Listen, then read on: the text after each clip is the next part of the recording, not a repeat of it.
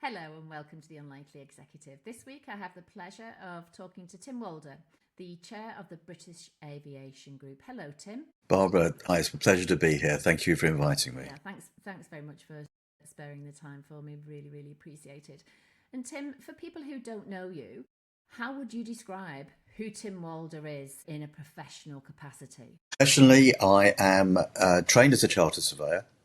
And I got into the aviation industry in my 20s and absolutely fell in love with it, and have worked in the aviation industry since then, so over 40 years, and mainly as a chartered surveyor for the first couple of decades, and then moved more into leadership and management, working at Gatwick, working at Heathrow, working internationally, and finished up as the head of aviation for Arcadis in the UK. Then retired from Arcadis in 2023 and continued with my work with the British Aviation Group on the board, and took over the chair role in September last year. So from your 20s, when you just loved aviation, you've stayed in that lane, or well, in that runway. Pretty much. You weren't ever tempted to go to another sector? No, I didn't really, Barbara, because I started at Gatwick in the 80s with a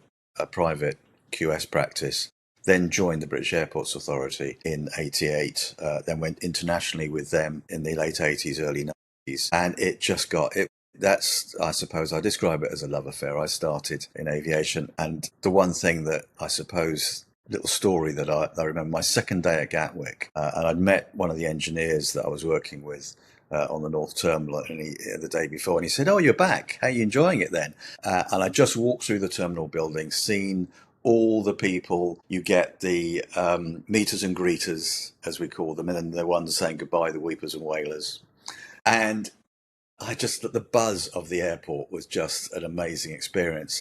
And I said to him, "Yes, I'm back. I love it." And he said, "Yeah, it would be great, except for the bleeding passengers." Had you imagined that you would be, going off doing international work, or had you had a narrower view of what QSing could have led to? Or did you not even think about it? You just liked whatever's involved in QSing? I would say that in my early 20s, QSing was just a means for me. I did day release studies and did the long way to get qualified. But I think for me, I was just trying to earn money as a young man to play the sports I loved, which was rugby and a little bit of football. And I hadn't really thought too much about my career, where it was going. But I then got the opportunity to go to Gatwick with that company, and then moved on. And I suppose the one thing I've learnt in life is, although I didn't really plan my career as such, and I know now that I mentor quite a few people, we often talk about having a career plan. I didn't really, but the one thing I did take is when opportunities came along,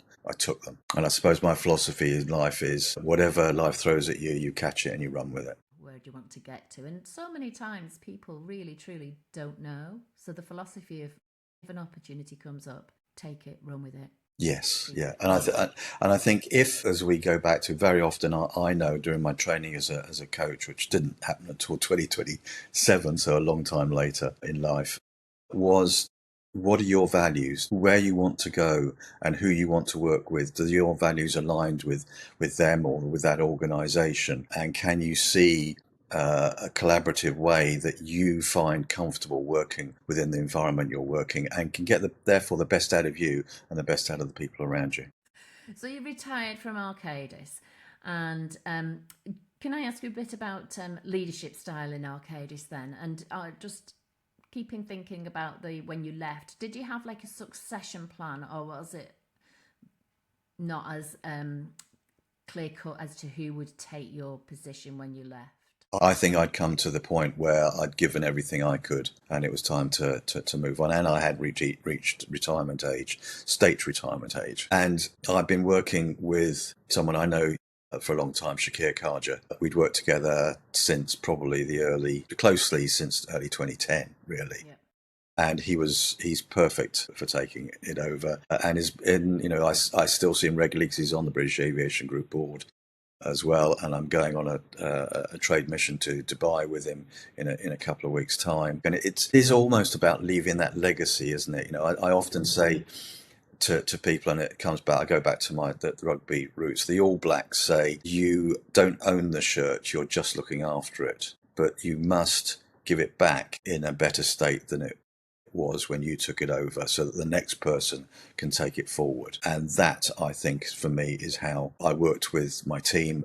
How would you describe how you've evolved as a leader over time? Because I know you as somebody who's very thoughtful, very person-centered, very calm, always giving people time to think, and no doubt you make a great mentor. Has it always been so, Tim? Or has there been a bit of a different Tim back in the 80s? Yeah, probably back in the 80s. I think I always enjoyed getting the best out of myself and people around me. I think in those days, and trying to understand how a team functions and how you get the best out of that team. And then when I went to work abroad, trying to understand different cultures and then how they operated. One story I think you're aware of that I said, when I was working in the Far East, I had two Sri Lankan surveyors working with me on the Macau airport development. I had in my early years at that point, I had a great title of Chief QS for the Macau airport development, and it was on the contracting side, which was fun.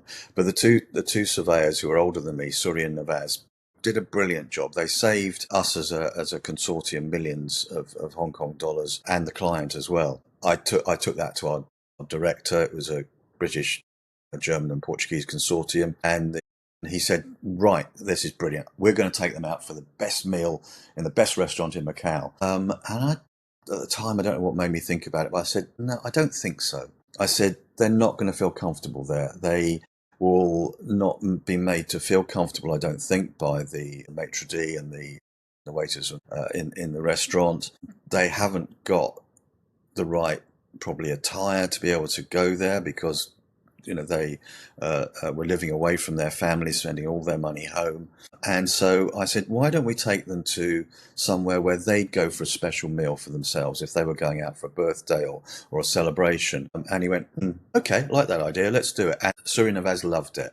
And I suppose it taught me, and to use, I know what my mother always used to say, treat people like you would like to be treated.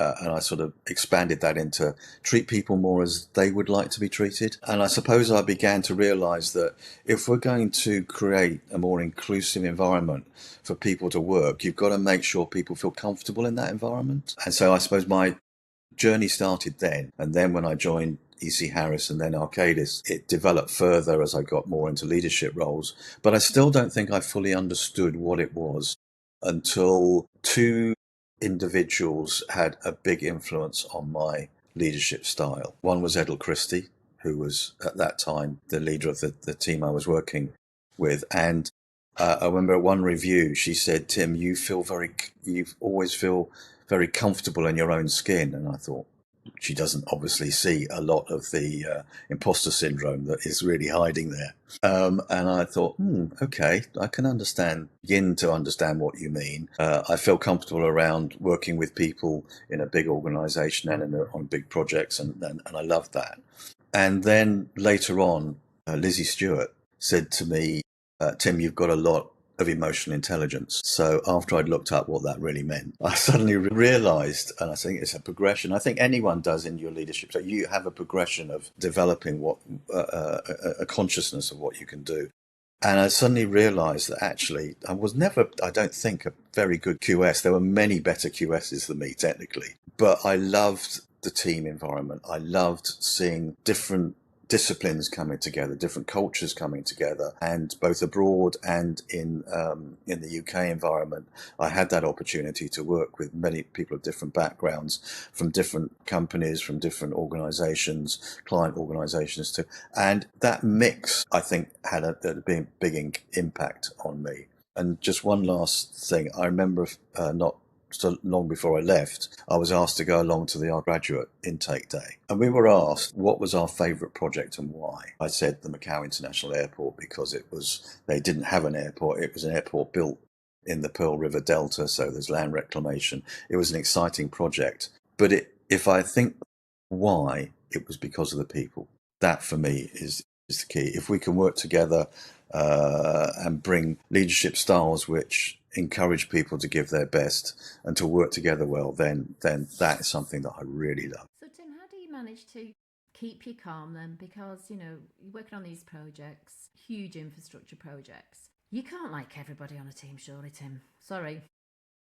How do you stay calm, obviously use your emotional intelligence, but how do you manage to navigate those people who rub you up the wrong way? Well, I've always said to teams I've worked with, there's always going to be someone within a team that isn't necessarily that easy to get on with. And I know I've had a reputation. Colleagues said to me, "How come you can get on with so and so? Because we find them really difficult." And I suppose it's not necessarily that you always look for the best in someone, but you try to understand what makes them tick. So looking at it from through someone else's lens, through someone else's, what is it that makes them tick? And often, if you can do that, you might be able to get under the skin a little bit of that individual. And I suppose that's just a skill I noted, and I think it going back again to how I learnt sporting prowess, particularly on a rugby field, which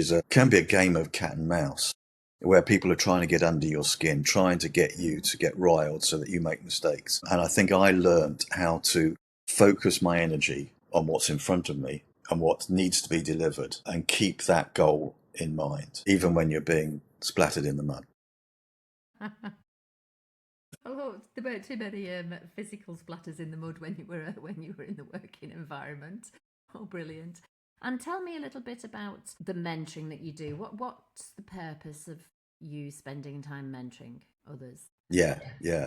Well, that's how my coaching really started. If you've got youngsters coming into the team, graduates coming in, and people in their early stages of their career, you get them a mentor from someone away from your sector so that they can get someone independent to help and support them. So I remember one graduate coming back to me, and I said to them, "How did it go?"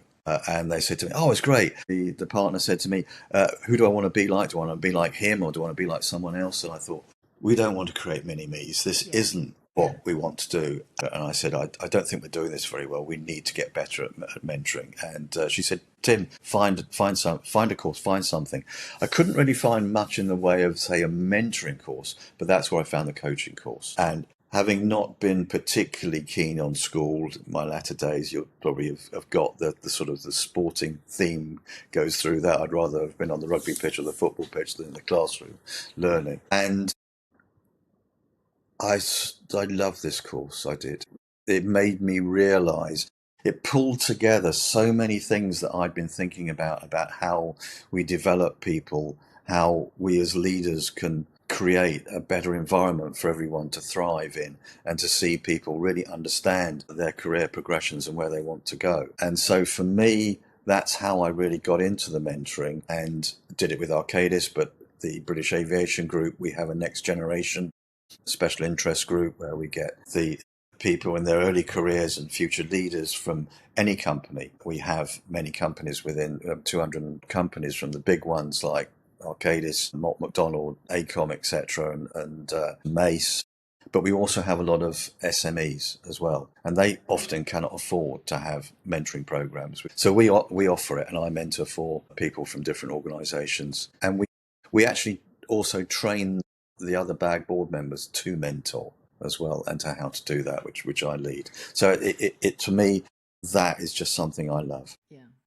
And it's interesting that you've got that time as well to focus on training the other British Aviation Group members. Do you think that businesses are missing a trick by not training their leaders or supporting their leaders to be more emotionally intelligent, because emotional intelligence, it can be transformational, and it isn't. Some people have a natural talent at being more emotionally aware than others, but it is something that we can learn to be more emotionally intelligent than we currently are. From what I can see, and from what you've just said, wouldn't it be great if more people at an early stage in their career had this as almost like a go, no go, learn about coaching, learn about being a positive mentor, learn about emotional intelligence and apply it, and then move on to that leadership role, rather than what I've seen a lot is people being really brilliant technically and then being thrown in at the deep end, and seeing quite a bit of leaders fail Yes. because they've not got that support.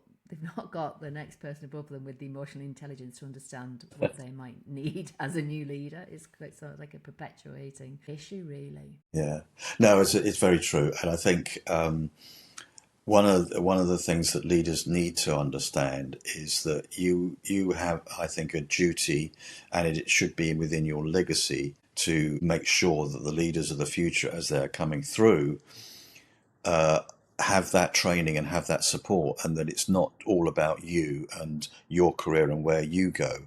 And I can remember there were a couple of individuals that I was working with in those early days, and to now see where they've got in their careers and where they've gone, and know that I know at least one of them I did mentor personally, the other I had a time with to help them bed in, and to see now that they are both board level.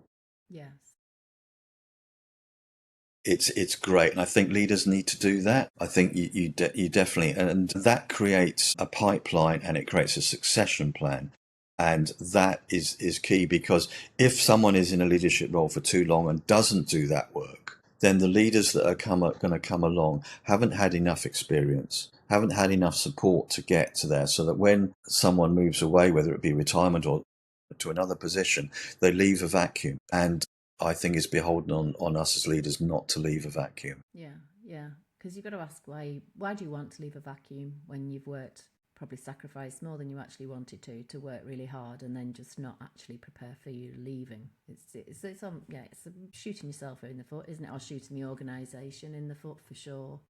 It is, and sometimes I think it's due to unawareness, and sometimes I think dare I say, it's down to selfishness. Mm. It's down to someone looking at their own self and not realizing you're part of a bigger organization, and are a moving part within a big engine. Yeah, yeah, yeah. And it's that time No. to do that, isn't it? When you're under pressure, you think, I don't need Yes. to. And it comes down to like having effective supervision, having an impactful manager who will question, what is your legacy. Tim, I wanted to ask you about challenges that you've had in the workplace or at home, and how does that show up when you're a leader, and how do you look after yourself when times aren't great? Great question, Barbara. Great question. I've been through quite a number of challenges, having been a widower, and also other personal challenges, and it is very, very tough to split your work environment from your home environment in those circumstances. You need support, you need help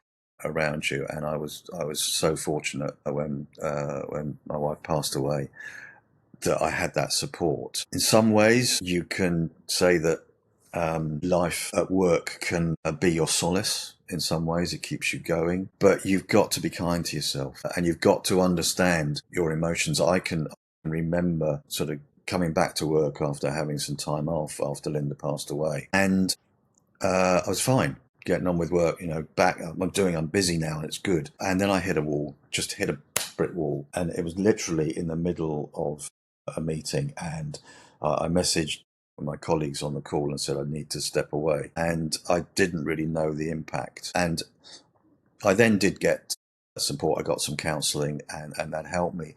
But it's realising that you need that. And I think one of the things that I have seen, particularly men around my generation, that we don't open up enough, that we don't seek support when we know we really need it. And I know, doing some work back end of last year around November time, when we're looking at men's health, that suicide is really still a high issue with men of all generations, and we need to do that. We need to understand and help people when you go through challenges.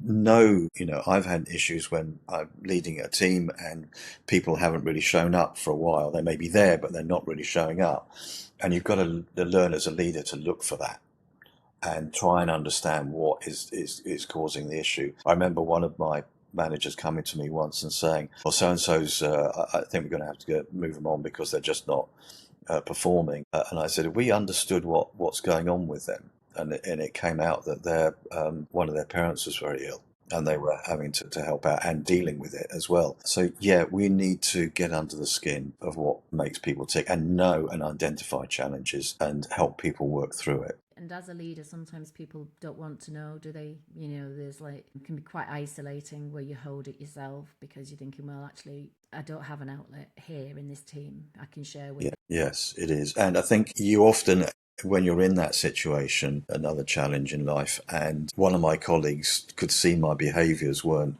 the normal Tim, and I was in eyes with someone quite sort of short and not very kind, and they picked up on it, and I thought, I didn't realise. I hadn't realised that my behaviours had changed, and that taught me a lesson very early. In that, you've got to also, when you're going through it, you've got to look at yourself as well and see, am I causing people around me angst or embarrassment, or am I not being my true self here? Thanks We for are. sharing that, Tim. Really appreciate it. What advice would you give people who are approaching retirement and perhaps haven't got the clarity and the outlets that you have, like your family, the chairing the British Aviation Group, mentoring, and I'm sure you've got some other things that we've not discussed and you don't need to discuss, but we've got plenty. You've got plenty of things going on in life. And what about those people who are reaching retirement and perhaps being made redundant, the last tranche of their career? What advice would you give them to stay resilient and hopeful? Yeah. Well, I think the main thing is you've got to have a purpose. What do you want to do? And I had to sit back and think about that because I didn't need to work, but it's one small fact that I heard on Radio 4 a few years ago was that the average length of time that someone takes their state pension after they retire in the UK is only 8 years. And a lot of that is to do with stopping and just stopping and not keep going. And it's so important to have that. So I looked and thought, well, what is my purpose? I have loved my career. I've really, really enjoyed, had the love affair with aviation, had great colleagues and great opportunities around me. And the work I do with BAG is voluntary, but it's my legacy I want to give back. But it's also helping me. It's enabling me to keep that purpose going and to give back. I'm also a trustee of a small charity which teaches school children to do CPR. And that again is something I think, wow, if we could, there are 30,000 deaths out of hospital a year, heart attacks. And, if we can teach people to, even if it's basic CPR, and to know where they can go to get help and support, that again is what. And so I found the purpose. The other purpose I found is to try and get better on the golf course. That's not going to happen. I'll still stay. I'll still stay bad. Better. Well, exactly. Practice makes perfect. But it is fundamentally, it's continuing a purpose, keeping your brain active, keeping your body active, and feeling that you can bring. I've also got grandchildren now, and so they bring another aspect to your life. I've also found someone to spend the rest of my life with again, and so got married last year. So you have to embrace life. Yes, there are going to be aches and pains. There are going to be challenges, but providing you've got the ability to say, I'm going to keep going now until the end, shall we say? You can. As I've heard some people say, at some point I will be permanently asleep. I don't need sleep now. Yeah. But I wouldn't go that far. I would say try and have the best life you've got, but keep a purpose. Yeah, thank you. And if people wanted to get in touch with you, Tim, how might they do that? I'm on LinkedIn, so that's one way of doing it.